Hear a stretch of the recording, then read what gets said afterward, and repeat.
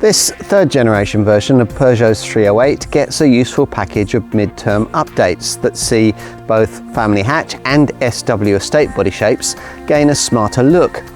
The engineering's also been updated in recent times, and the result is a more desirable product than you might expect from this familiar Gallic brand. You might be surprised at how much you'd like it. My name is Jonathan Crouch. I've been testing cars for over 40 years. You'll find them all on the Car and Driving Car Reviews app.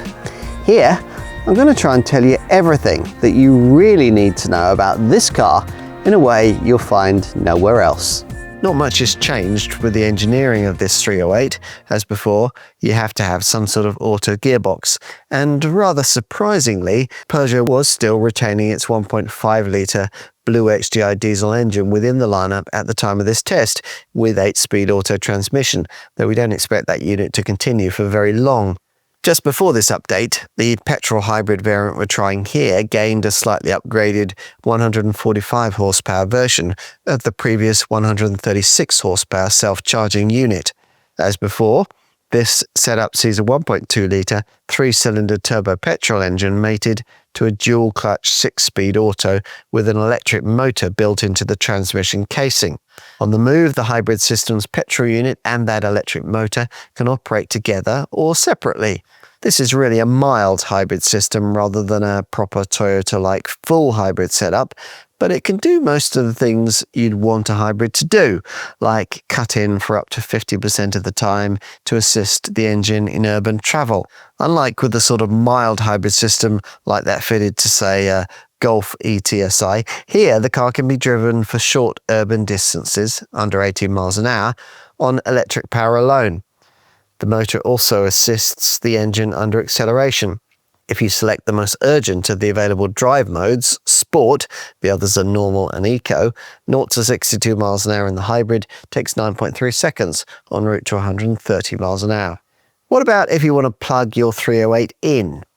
Well, just before this facelift, Peugeot introduced far-reaching changes to the PHEV drivetrain, limiting total power output to 195 horsepower, adding in a new 7-speed auto gearbox, and including a bigger 17.2 kilowatt-hour battery. This plug-in hybrid 195e DSC7 package mates a 1.6 litre PureTech petrol engine with a 109 horsepower electric motor. For this update, that setup's been tweaked further, with the result that EV driving range rises to as much as 59 miles, from a best of 49 miles before, though that's still way off the 82 miles you'd get from a rival Volkswagen Golf GTE PHEV. 0 to 62 miles an hour in the 308 PHEV takes 7.9 seconds en route to 140 miles an hour. Perhaps the biggest engineering change as part of this facelift has been applied to the all-electric E308. It still features the same front-mounted 156 horsepower motor, but now trades its old 51 kilowatt-hour usable capacity battery for a slightly larger 55.4 kilowatt-hour package. With the result that EV drive range rises to 275 miles in the E308 SW model, 4 miles less than the E308 hatch. That's about 25 miles better than before. Another key change to the E308 as part of this facelift has been the adoption of a more adjustable kind of brake regeneration system. Instead of the old single-setting B button next to the gear selector, there are now paddle shifters behind the steering wheel, which can vary brake regen via 3 settings, though there's still no one-pedal drive setting. E308 performance hasn't changed much though. 0 to 62 miles an hour takes 9.8 seconds, en route to 106 miles an hour. Both hatch and SW estate versions of this third-generation 308 have always made a bit of a pavement statement, and do so even more as part of this update, which sees a sleeker nose featuring LED headlamps more hidden in the front face. Now, as part of the front end changes, Peugeot has added an illuminated badge and more body coloured inserts into the now sleeker grille. A new 3-claw daytime running light signature replaces the pre-facelift model's vertical fang-like slashes, and GT models like this one get vertical lighting across the bonnet. More sculpted bumpers and a large air vent aim to improve aerodynamic efficiency too. At the back, all models now get the 3D 3-claw rear lights, previously only fitted to top-spec GT variants. There are far fewer changes inside, but that always looked quite avant-garde and modern, and still does, with its smart materials and angular lower centre console. This update has brought smarter seat fabrics and revised instrument cluster graphics for the neat little instrument cluster that, as usual with Peugeots, you view over the top of, rather than through the spokes of, the small flat top and bottom steering wheel. At 10 inches in size, the central monitor isn't very large by modern class standards, but looks bigger because its real estate extends downwards into a row of 6 configurable touch-sensitive screen buttons called eye toggles. We mentioned the instrument screen, which gets clever 3D image tech with the top-spec version. Pressing the end of the left steering column stalk alters its layout format. Rear seat space remains not overly generous, even by the rather constricting standards of this class, where the only really spacious rear seat option is Skoda's Octavia.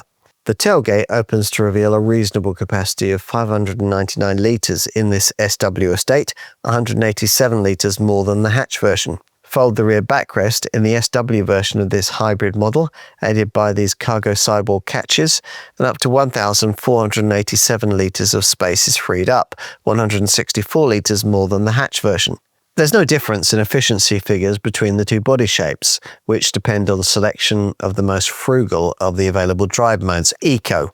The base hybrid 145e DSC6 petrol hybrid variant manages up to 62.6 mpg on the combined cycle and up to 102 grams per kilometre of CO2. For the 1.5 Blue HDI 130 diesel, you're looking at up to 59.6 mpg and up to 124 grams per kilometre. What about the petrol plug-in hybrid version? Well, as we mentioned in our driving experience section, up to 59 miles of WLTP rated battery running is claimed from the 17.2 kilowatt-hour battery, and the car is combined cycle fuel rated at up to 148.1 mpg. The CO2 reading is rated at a not particularly impressive 43 grams per kilometre, though it still qualifies for a tax-efficient 9% benefit in kind rating, compared to 28% for the hybrid. A 3.7 kilowatt onboard charger is fitted as standard to the PHEV model, enabling a 0 to 100% charge in 4 hours and 20 minutes, reducing to just over 2 hours with the optional 7.4 kilowatt onboard charger. What about the E308 full electric version? As part of this update, this model has gained a 55.4 kilowatt-hour usable capacity battery, which now offers up to 275 miles of driving range in this SW model, 4 miles less than the hatch version. Unfortunately, the DC charging speed hasn't improved as part of this update. That stays at a rather underwhelming 100 kilowatts. But a recharge rate from 20 to 80% can still be completed in under 25 minutes. Overall, what's on offer here is a car that's continuing to restore Peugeot's reputation for building elegant, comfortable and understated vehicles. A car that gives the brand a shot at making good on its upmarket aspirations. It's been a long time coming.